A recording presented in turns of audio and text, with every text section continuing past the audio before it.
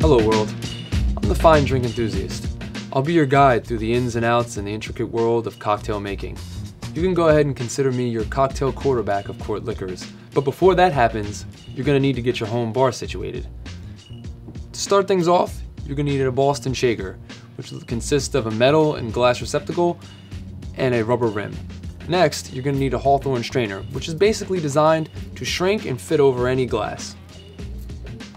Next, you're going to need a muddler. It's used to release the flavor of any ingredients that you're using in your cocktails. It's a very key item. You're going to need a bar spoon, and it's elongated so it can really reach down underneath the ice and whatever else you have in the glass and stir everything up and get things going. You're going to need a citrus press. Fresh juice is very important. Next, you're going to need a jigger. This is very important because it's going to help you measure everything. It's named after the unit of measurement, which basically measures out to about 44 millimeters. This is very key. As far as glassware is concerned, you should have a good Collins glass and a good rocks glass. If you ever need to distinguish between the two, the Collins glass is the tall one, the rocks glass is his little brother.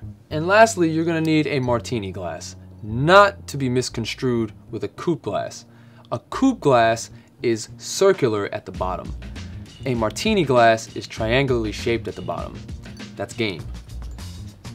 Now you've got your arsenal all ready.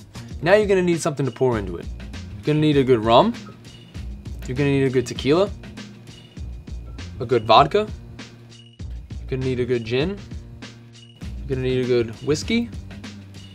Lastly, you're going to need a brandy. Now this is the least necessary of the group, but like any good Boy Scout will tell you, always be prepared, and I graduated Eagle Scout.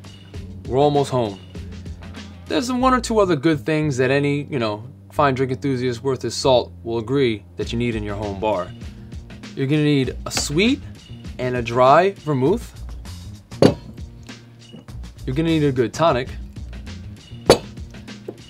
And you're going to need some good bitters.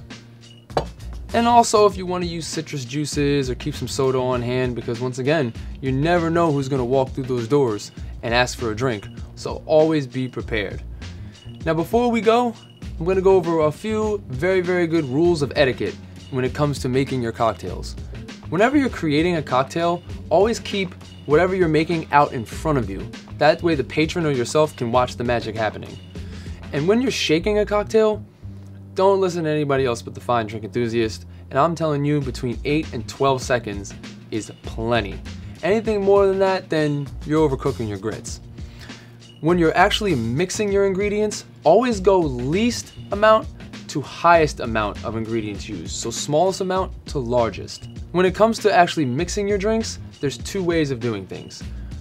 Anything organic, like fruits or vegetables or what have you, should be shaken. Anything non-organic should be stirred, unless you're James Bond.